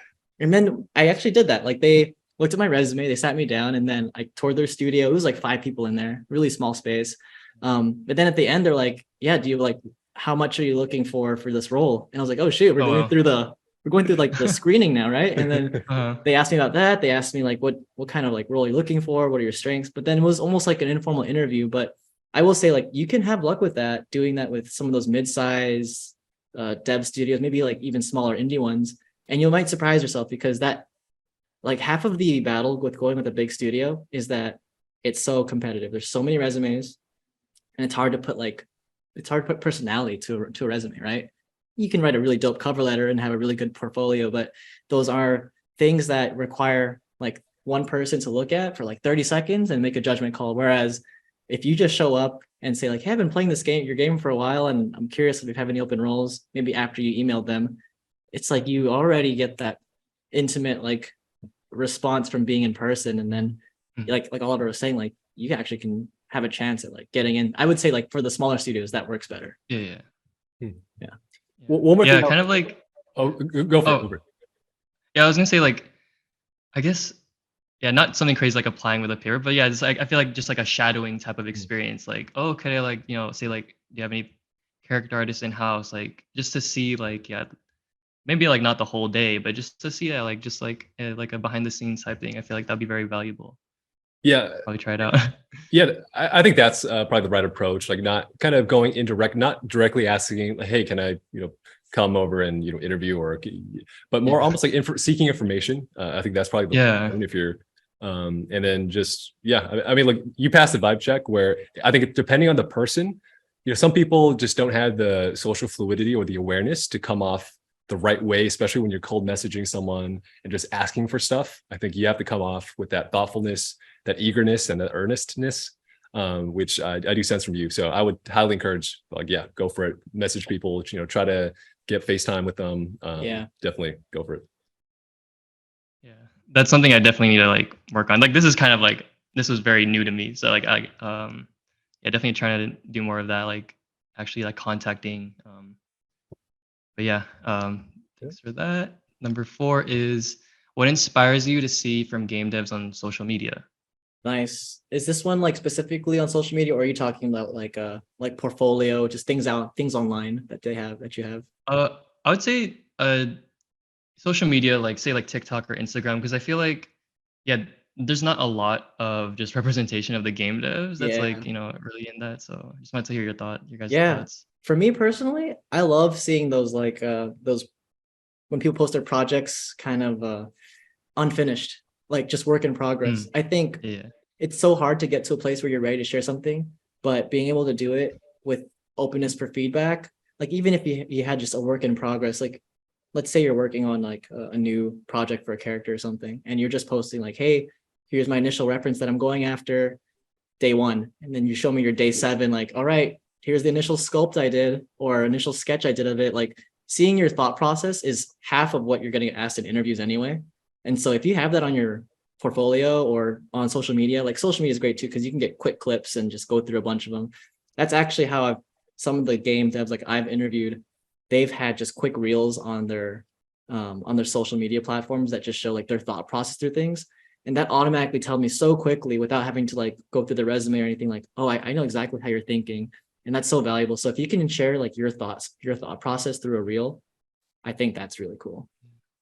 Yeah, I would say the question, right, is what type of content inspires you? Yeah. Yeah. Like kind of like what do you guys want to see more of? Yeah. I mean, for me personally, I love, similar to Lauren, just seeing just individual people just post what they're working on, especially people from like unconventional backgrounds. Like it's one thing to see, someone from like Riot or a big company post like, oh, I'm starting this new studio, or you see this really polished piece of content coming from like a big company. But like TikTok, YouTube, when these individual creators, people who like might have grew up the way I grew up, or just people from unconventional backgrounds that are just scrappy and just posting stuff. Especially nowadays, like anybody, it doesn't even matter how much experience you have, you can just put it out there. So I love it when I just see random stuff that I never would have encountered on conventional platforms. Sure. Yeah, definitely. I'm trying to like just kind of like I want to take like a project and really like document it, like kind of like the day one approach, day two. But it's just like the consistency. Like it's like, I mean, of course that's like part of the thing, like learning, like developing that like discipline of it, like just like being accountable, like show up on day two and actually post. But that's definitely like something I've always had on my mind. So I'll try to do that with like the next project, or even like this project that I'm working on. But cool. Thanks for that. Number 5 is, have you dealt with analysis paralysis? If so, any tips to prevent or overcome it? Analysis paralysis. Could you go in depth and explain that a little bit? I guess it's kind of like writer's block, like say a creative block or writer's block in a way, but it's kind of like what you need to do. Say like in the context of like an art project where it's like I kind of know the steps I need to take, but for some reason it's just like, I don't know, it's just like that first kind of like like that first step, it just seems so difficult, or like to show up, it's so difficult, even though like that kind of like you like doing this will kind of like get you to your goal, but for some reason there's just like this, I don't know, like this like fear, even though like it's literally like you're just working on something on your own, but just like you just don't want to do it. But I don't know, it's like, I don't know, maybe that's just like No, I hear you there. I've definitely felt that before in the past. Like before I got in the industry, the thing I always worried about was like, okay, I just need to make games. I just need to keep making more games, right? But it was always the fear of like for example, if I wanted to go in Unreal and learn certain things like more Unreal programming in C#, I was afraid to just start learning, because I was like, I know I just need to just start, but then it's like, it's almost like you're signing up for this jump that I'm like, I'm not really ready to make that huge commitment yet. It's a lot to deal with. Well, over the years, if I looking back at it, I think what could have helped me more is breaking down those like steps into like the smallest like 30-minute task. Like literally, like if I break it down that small, then I know in my head I can get that done in 30 minutes. It's almost like that.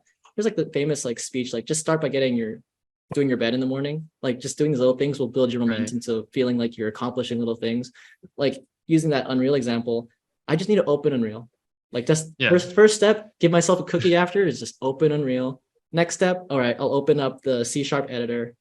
Next after that, I'm just gonna copy paste code into it and just see it run. Like it's breaking down to things that you know you can accomplish, because the end goal might be like, okay, I want to make Pac-Man in Unreal, or I want to make like a simple Pong game. And it might just sound simple. I might tell myself that takes 2 weeks to do, but I need to get down to like a 30-minute task, so I know I can accomplish each of these little things. If you can do that for just like your first day, like what are 5 30-minute tasks you can do? That might just build your momentum a little bit. But that's just what works for me, is like, I need to see baby steps so I know I can accomplish it and get it done, versus, a day-long task. I need to see like really small tasks. Yeah, definitely like a checklist. Yeah. Breaking it down.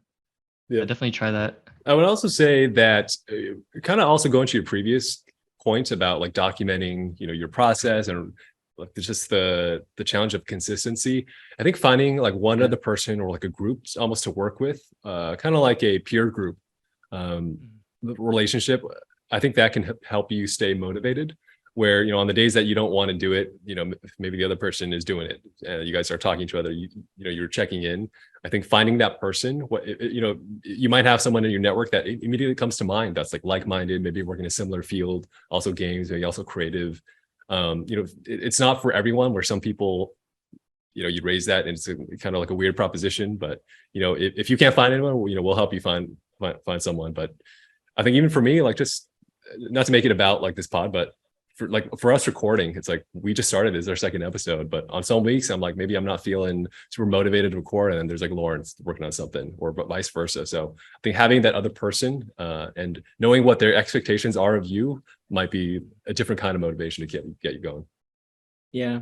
Yeah, I think that's definitely a good idea, because back when I was working, like me and like this one coworker, like we would kind of just like after work, like once a week, we would just like, he was working on like a manga, and then like we would kind of just like, we would just have like creative talks, like like checking in like how he's doing, checking on like my projects, and like yeah, we just, I feel like yeah, like we, like it's the same like yeah, like kind of like group that we go climbing with, so I'm like probably definitely like just hit him up again, like kind of keep that going, just like yeah, for like that accountability type of thing. Yeah, add a weekly like or recurring reminder. Like that's the best way you can help yourself too, is just recurring reminders. What if it's like a 1 hour block with this friend or this group every Wednesday at this time? So it's consistent. It's almost like going to the gym, like, or doing a certain task you always do. Like just be consistent with it, set it on a timer, and then you'll know that you'll always block out that time. Because the hard part too with doing things that with analysis paralysis is like making sure you have the time to focus and do it, right? Something else will always pull you away, or your intrusive thoughts come in and like, oh, I have something better to do right now.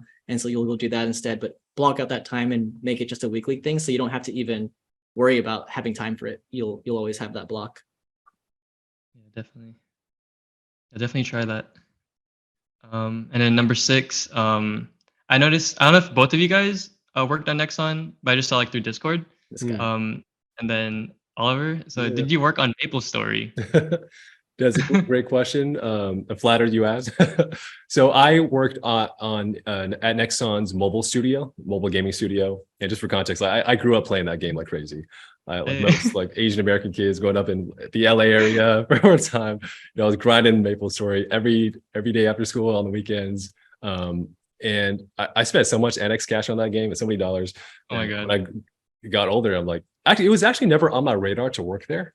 But coincidentally, they were hiring in the Bay Area, so started working there. And for Maple Story, it's a PC game. Our studio wasn't working on it, but about like 1 year into my time there, they started developing Maple Story M, and they were going to publish it in the West. So I did get to work on that game. It was awesome just getting to talk with the team in Korea, just hear about their process and their vision for the game on mobile. So that for me was like a full circle thing of just growing up playing it, and now finally getting to work on the mobile version. If you ever have specific questions about that process, or did you play the game growing up? Yeah, definitely. Definitely. It kind of like ruined my life. I spent like a lot of time on that game. But yeah, like it's funny. I started like playing it again recently, but it's funny seeing it from like an older perspective. Like it just like, also because the game's different, but also it's like the way like we're just like playing it now was just so different. You definitely can't play like as much as I used to. Yeah, the game, they've definitely changed it. I mean, the game's been going on so long that they've completely revamped the experience. It's so easy to level up. I will say the magic is gone for me when I do boot it up today. But man, it was a great game for a long time. That's cool. Yeah, it's always like fun seeing people that like played it. Like whenever I would like take like classes, just like if it's like traditional art classes or just like whatever, like outdoor classes, like it's just so funny. Like I've met like several people that like played it. Like I forgot like how it gets brought up, but it's like people like have such a connection with it. But it's like it's either you play like back then you either played Maple Story or like RuneScape. Yeah. And it's kind of like choose your path. Yeah. Like I only played one, not the other. But yeah. Yeah, so I was on both of the those. full circle thing. I feel like a lot of these games, they have a social element to them that really just bring that experience to the next level, where your memories are almost like tied into like your core memories as a kid, socializing with friends. So the PQs, that was like something that like the social aspect dude, back then. I've spent like hundreds of hours doing kerning PQs, man, just standing on that stool trying to spam click to get in before everyone else could do that. Good memories. Yeah, they don't have that anymore. It's all just like grinding, which it's fun. Like as far as like I was like I was fascinated. Like what if I worked on like the VFX of that? Like it's like some skills look really cool, but I feel like that's a whole other like discipline to learn. Especially like with that type of style. That's like but yeah, the magic of like the social aspect is like pretty much dead, unfortunately. For sure, for sure. Right. Yeah, man. If you hang out or Discord, like I have a lot of war stories from Nexon and interesting tidbits. I'd be happy to share later on. We are, I got like 3 minutes on my free version of Zoom before they kick me out. Appreciate all your questions. We do have a couple minutes if you want to drop a couple more. If there's any specific stuff that you're looking advice-wise, whatever it is. Yeah. I actually wanted to I had like more questions, but I want to put on like Discord, but like more. Any I guess when it's like more of like interviewing side, what are bonuses you can negotiate to compensate for a lower hourly wage? I don't know. Yeah, that's like in general of like, say like in game dev. If I may ask a clarifying question, you're trying to negotiate for more bonuses for a lower can you give us some context, like why? Yeah, like say like you give them like, they say like, oh, what's your desired compensation? You give a number, but they kind of like want to like lower it. Like, what can you do to like defend your point that, okay, if we agree to go lower, like, you know what I mean? Like, kind of like, what's the trade-off? Like to negotiate like during interviews. That's something like, yeah, I'm new to. Do you want to take a first crack? Or? Yeah. Okay. I'm thinking through, and maybe this helps this kind of question. So you're saying in this situation, they're not going to go with your rate, right? They want to go lower on you. Maybe you can throw in one big one for sure is like the remote versus in-person thing.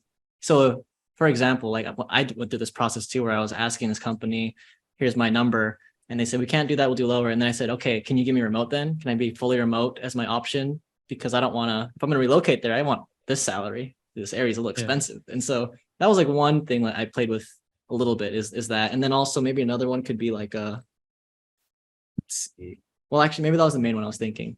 Yeah.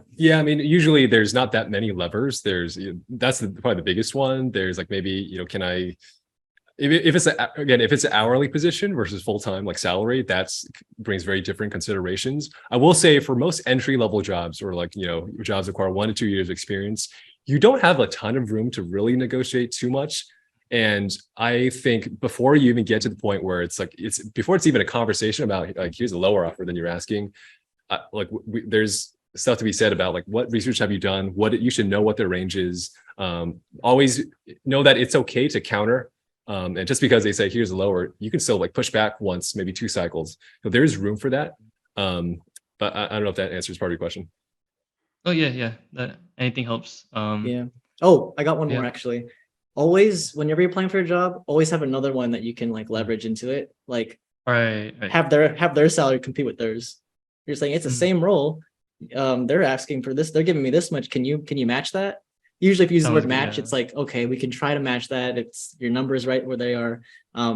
Try to bring like other leverages with the other places you're applying to help get you to your number that you want. Yeah, for sure. Yeah. Can I ask one more? We're actually, my Zoom is going to expire.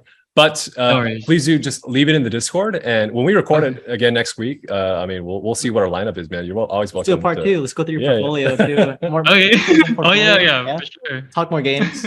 Okay, it's gonna cut out anytime, but like, dude, start posting the TikTok or whatever it is. Like next time we chat, we want to see something, so we'll try to hold you accountable. Sure. Hey, I appreciate you guys so much. It was nice talking to you guys. For sure. Thank you so much. All right, man. Take care. Take care, Jerric. See ya. All right. We need to get a studio account now. It's a 45-minute one. I like that he was very prepared with questions, such that it could take the entire 45 minutes. Yeah. I could have gone a whole hour with him because we didn't even touch. I didn't even touch like what kind of games he plays and specifically like what kind of studios he wants to get into. But I like that he has questions already. Very prepared. I feel like he has a strong vision of what he wants to do. He has strong steps to get there. I like that. Yeah, it's kind of building off of the last or a few weeks ago conversations where it's like folks who are in between jobs, I feel like it's the most vulnerable and challenging position where you feel like you have no leverage, right? It's like in his case, he quit his job and take a sabbatical, and you're in a position. I don't want to speak for him, but just a type of profile of that is like, oh, my savings are dwindling. There's a clock running down. You're getting more and more desperate. You're starting to second guess your abilities. And that's when it's like, oh shit, like I got to start applying. If I don't get something, it's the end of the world. Yeah, let me just open this before we talk.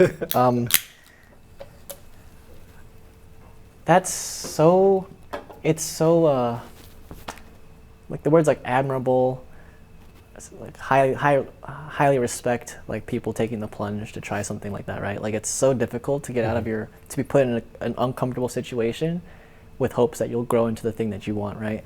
And you know, we see that with a lot of the people getting into the games industry because it's one of those industries where it's like the dream job type of thing. Like no one says, oh, marketing's the dream job, or I want to work in finance. Well, marketing at games is different, but getting to games in general, it's like, ouch. Getting to games in general, anyone anywhere will say like, you to make games for a living, like it's a luxury for the world to have games. It's a luxury to be an actor. You know, it's not a necessity like working at Kaiser, being a nurse, like where those jobs are like just demanding, grueling necessities for the world that they need. And so for someone to say like, yeah, I'm leaving like the health industry to go into this path, and just picking up and just doing it, like it takes so much so much confidence, and also so much belief in yourself to just go for it and try it. Like you said, though, like you have a timeline. Your funds eventually run out. But then how do you stay focused to like actually get in? And the games industry is one of those hardest ones too. It's almost like getting into entertainment in general, whether as an actor or working in film. Like it's so hard. It's so hard to get into. So yeah, I mean the most we can do to help any of these, you know, aspiring devs out, like that to me is fulfilling. Connecting them with other devs, learning about their journeys, finding a rec we think they can apply for, helping them boost up their resume, or helping them find a better plan for their time so they can get in tangible steps. That's the goal, right? Yeah. I'm somewhat like impressed or very happy with the people who have been calling in. I mean, it's a small sample size right now, and it is kind of self-selecting. The people who are willing to call in are going to be a certain profile, right? They're going to have like some initiative built into them, you know, to even want to do They're that. Assertive, yeah. Yeah. And it just makes me feel like what we're doing, hopefully we get more of these people into the same room, the same Discord server. They talk to each other, they help each other. Like Jerric's example of, you know, I want to start putting things online, but you know, how do you stay accountable to that? I think just build that community, and hopefully it's a snowball that keeps going. Yeah, what's cool is we've gotten one of like every type of discipline so far. That in an ideal world, like imagine having 2 of each one, you can start having Discord groups based on discipline, and then those disciplines can start helping each other out. Right, and then you can also have cross-discipline chats where the artist, the designer, the engineer, like we were just talking about, can start talking about ideas together. I think one of the most common areas that isn't nurtured enough in pursuit of a game dev job is that cross-discipline understanding. You put yourself in you lock yourself in the room and you go so hard on one type of craft, whether it's art or design or engineering, that you forget or don't even have an awareness to talk to other disciplines. That's what's actually going to get you through the interviews. Like the first round interviews for a lot of the roles that I've interviewed for, whether it's designer or programmer, the first panel is always with your discipline leads and your discipline team. The programmers will interview a programming team. But the next one is, okay, now how do you interview with the producer on the group, the designer? And they're going to ask you questions that you won't think of because they're thinking those different things. I feel like that's one area that's commonly overlooked when applying in, is how do you speak with people in different crafts as you? Do you understand what they're looking for? Do you understand how to answer their kind of questions? Because at the end of the day, to get in, they need to be signing off too on, I can work with this person. So hopefully through the Discord community, when we get more representation from different disciplines and backgrounds, like we can start building some of that. So that way they can actually, as a new skill, it's almost like a skill we're trying to help build now, is like cross-discipline collaboration. And I mentioned this last time in one of the responses, but I think speaking the language is the thing that I imagine that's gonna come up again and again, where it's not like an explicit thing you need a box you need to check, but it's like, of all the soft skills, I think it's like one of the big ones, where if I talk to this person, do they sound like they know what they're talking about? Or if they don't, for all of these entry level positions, you don't need to like really speak the language, but it just really helps to tie together all of your experiences and just put that extra layer of like polish on your profile. Definitely, yeah. No, that was a good one. I do hope that so far we've been reached out to. I'm wondering what are ways we can reach outward. Is there like, do we need to put a specific pod episode out where it's like, hey, here's what we're looking for. We're creating this community. So that way that we do have one piece of content that gives like the gateway for people to see. Because most of them are just assertively asking, hey, can I be on this pod? So maybe we need Jerric was the only one who was like really assertive. The others, I've reached out to, but I think that they don't know that this is like an option. Yeah, exactly. So to your point, I don't know. I think there's this kind of catch-22 where the content where you're telling people about it doesn't do well. Yeah. Like when you put it on TikTok, the algo is not going to like serve that. Yeah, that's not. So I think the best thing you can do is just keep putting out clips that resonate with people, and then maybe there's like a small call to action in the comments. So people who are really interested, yeah, let they us know. they come in. Yeah, that makes sense. But I do agree that is something we need to solve for.